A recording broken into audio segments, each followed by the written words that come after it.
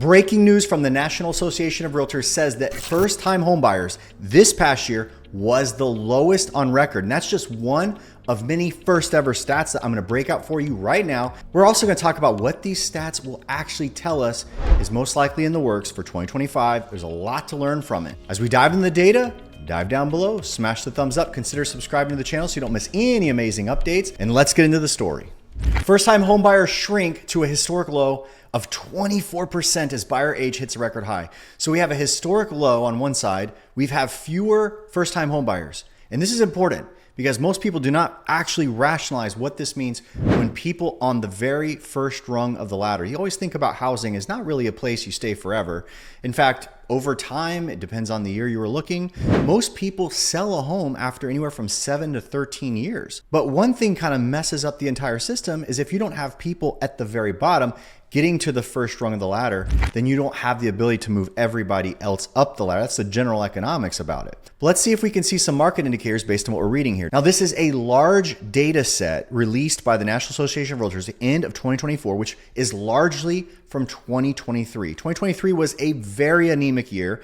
I think ultimately, if we were to look at this data again, it's going to shift in some ways, and I'll describe what I think would come off differently based on what we're seeing in the marketplace right now. But right now, at the top of the list, first-time homebuyer market share decreased to a historic low, 24%. And that is staggeringly down because it was at 32% the year before that. And at the same time, while that happened, homebuyer age hits a high of 56 years of age. It was 49 years of age the year prior. Get this, the average age of a first-time homebuyer last year was 38 years old. And that's an increase of 3 years. And a year prior, it was 35 years old. The average age of repeat buyers, what we like to call move up buyers or move down buyers if they're empty nest, 61 years of age. That's up from 58 years of age. When you're looking at data like this, one thing you have to keep in mind is the year you were in. 2023 was one of the lowest years of transaction volume for like 27 years counting. I mean, the volume of transactions we get from this data set was the same as around 1997, where the population at that time was a full 25% smaller than it was in 2023. So there was a weird stagnancy. Also in 2023, what was happening? We were grappling with inflation. We had just started to fund the war in Ukraine early part of that year. Then by October, there was an Israel conflict starting. At the same time, you have a large populace with massive concern and disapproval for what's going on in DC behind the scenes in all of this. Keep in mind too, the year prior, middle of 2022, you had the interest rates shoot up in the middle of 22. Obviously, you watch this channel, you know what I'm about to say, but June, July of that year, you had interest rates go from 3-4% all the way to about 7.5% by like 4 months time. And it iced the market. It caused a massive amount of trepidation. A lot of sellers like, I'm not even getting in this. Buyers were sitting there wondering like, is this the beginning of the end? Then the data we're looking at is the year that followed with crazy geopolitical turmoil. Again, continued lack of confidence in the American banking system. You might remember March of 2023, we started to have a wave of banks collapsing every couple of weeks. And again, all of that takes its toll on the marketplace, particularly those at the first rung of the ladder. The ones that have the most limited capacity to deal with life's speed bumps. They're the ones that are gonna be most cautious. And I'll say this particularly in Orlando, we were kind of at the peak of crazy high insurance cost. We are a long way from where that was. You have to understand, back at that time, unlike today, a modest house might cost you $4,000 to $8,000 a year in premium, depending on where it's located, the condition of its mechanicals, all those things. And you have to understand, all of this time, you have 20-somethings and younger 30-somethings. I'm talking about under the age of 35, who were really kind of getting into engagements. They were starting to line up with who they might marry. They are thinking of starting a family, but the idea of buying a house is so crazy in 2023 that I am really not surprised at the stat. And at the same time, I'm not startled by how many calls I'm on lately where people are saying, okay, we've now been in this pattern for 2.5 years where prices just running flat. It's not crashing. It's not going up. There's obviously some windfalls now in terms of the Federal Reserve pulling back the reins of inflation where it's not so crazy. There's some silver linings and many signals that we're on the other side of an insurance crisis here in Florida where we're seeing a lot more reduced policies. I did a video on that recently with some very specific case evidence to show you that it's not so insane as it used to be. And you can have a little bit more confidence moving forward that it's not going to scalp you in terms of buying a house. It's going to be very nominal. And I gave some evidence that I think if you go and get quotes, you're going to see and be pleasantly surprised that they're going to be more in line with what you would have expected 4 or 5 years ago in terms of the insurance cost. And ultimately, the path that I'm seeing in 2025 is that there's less psychological barriers in the buyer's minds, particularly in the ones that are just getting in the market, and it shows. And people constantly ask me, Jared, should we buy a house right now? Is it a bad time to buy a house? I would say now is not the time to buy a house and leave it next year. If you're sick of renting, buying is a great option, and I would say buy a house you love. If you love it, you won't find yourself in a boomerang situation where like, oh, I have to sell in a year and a half. Oh, and by the way, if you've got a chance relocation for the job in a year and a half, you want to be very careful buying unless you are planning to lease the property out and you want to turn yourself into an investor of sorts in that. But my point is still, if you're going to relocate or you're going to not like the house in a year and a half to the degree you would sell it, that's not a good plan in a steady, stable market. Preserve your equity, list your home for just 3%. Call Jared Jones, local resident, top selling agent. Do not pay outdated models of commission. I've been warning you, don't do it. Things have changed. Call me today, save thousands. Make one call, that's all. List your home for just 3% and start packing. The story goes on further and says, the US housing market is split into two groups. First-time homebuyers struggling to enter the market and current homeowners buying with cash. Take a look further down the article right here. A record 26% of homebuyers paid cash for their home. So understand this is a fading headline, okay? So the further away we're getting from this data, the year that followed or the 8-10 months that followed the National Association putting out this report, there has been a fall off in the amount of cash buyers, particularly so we're noticing in Florida. In fact, I pulled the data today. In the past 8 months, we're running 21% of all buyers. So 1 in 5 buyer in Florida is actually competing with cash, which is a good sign because it clears the way for a first-time home buyer to get into the market without competing with someone who's all cash. Check out, this is a new statistic. 17% of home buyers purchased multi-generational homes, the highest share in the data series. So if you're unfamiliar with multi-generational homes, which is something we're obviously seeing here in Central Florida, people are buying properties that have an apartment over the garage, or an ADU, or a converted garage, or some other accessory dwelling where you can have like a kitchenette, maybe a living area, another bedroom for someone in your home that might be your father, your mother, or maybe the father and mother own the home and they're putting the kids in the ADU. But look at the cited reasons why this is happening. It's not a surprise. The top reasons citing were cost savings. Number one reason, it's not to take care of the elderly. It's not to take care of your college student, put him out there in the apartment.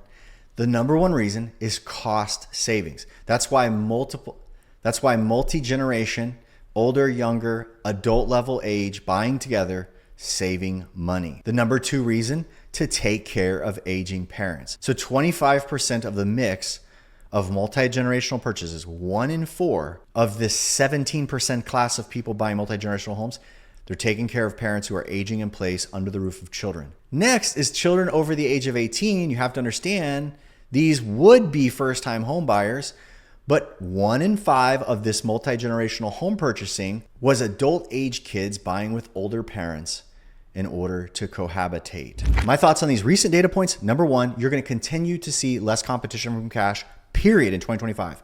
If you're looking to buy a home and get financing, you're probably going to have more ability to negotiate incentives back for yourself. You're going to have less issues fighting with someone who has a lot more money than you, depending on where you're buying. But most cases, I do not see that happening. Secondly, I see multi-generational continuing to be a thing. Here in Florida, there's a lot of folks that contact me and they're trying to buy with elderly parents. We tend to be more of a retirement area anyway. There's a lot of situations where you have older parents living in Orlando, younger kids relocating to be closer to the parents, or vice versa. The younger kids found Orlando, the older parents coming into Orlando, living with their children and buying a home together. So we're seeing a lot of that. There are a few mainstream builders right now that are building into their communities full-on apartments right on the houses, homes that are less than 5 years old or brand new, basically outfitted in this way to provide maybe a 1,900, 2,400 square foot home. Around the 400 mark in certain areas, those homes can be purchased, and you're seeing those turn over because that is something that's in demand in Florida. Now, this is a fascinating headline as well.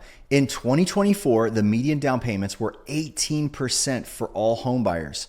it was 9% down for first-time homebuyers. That's a fascinating step because a lot of people go in the comments and they're like, oh, the buyers that are buying now, they're not putting any money down. It's almost 100% financing again.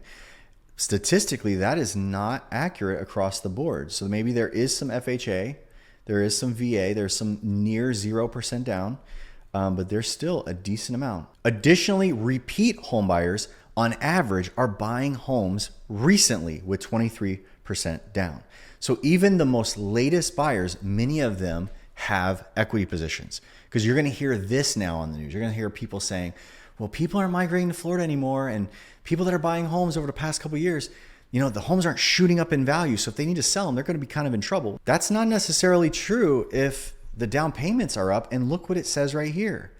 These are the highest down payment percentages for first-time home buyers since 1997 and for repeat home buyers since 2003. Now, where are they getting the money from? First-time home buyers continue to rely on savings. Almost 70% of them have saved the money. And I'm telling you, in 2025, it's more time since this report, and I think you're going to see an increase in those first-time home buyers grabbing the ladder this year, getting onto the bottom rung because they've been planning for it. Safety of the purchase feels more solid in terms of the economics around it. And ultimately, if price is more stable, your property taxes are also going to be more manageable and predictable, because who wants to buy a house? And yes, I know we all think, oh, I want to buy a house and have my property that I'm going to live in for the next 5 years shoot up 20%.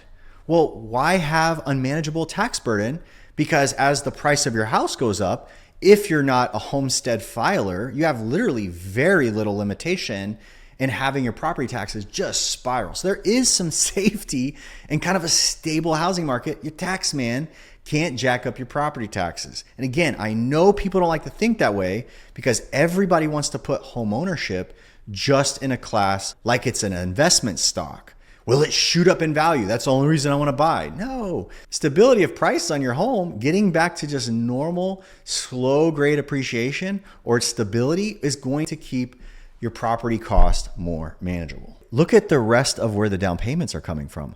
1 in 4 right here, 25% use loans or gifts from friends or family. That's an interesting fact. We're hearing that friends and family are becoming the bank in a lot of these transactions. One point that I'll make that might help buyers understand where to find homes: only 6% of sales were for sale by owners according to this realtor's report. This is an all-time low. So why did 2023 and 24 did this number slip? Most likely for sale by owners are like, I don't want to mess around. The market's shifting a little. I'm probably going to hire someone. Now, 2 other trends I didn't show on the screen is that real estate agent use hit peak levels. So 90% of folks use realtors.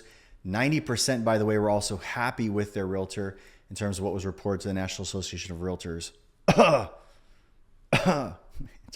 The typical homebuyer's median household income rose to almost $109,000, with first-time homebuyers at $97,000. And again, this is up a couple thousand each over a year prior. No surprise. You got to make money to buy a house these days, that's for sure. If you're in the Central Florida area and you're looking for a great church, I'd love for you to join me at the Grove Bible Chapel. Just visit joinmeatthegrove.com for full details. When the housing market feels complicated, you need an expert by your side to make it simple and easy. Make one call, that's all, and put my 23 years of experience and nearly 4,000 homes sold to work for you. Jared Jones is the way to go. Call 706-5000.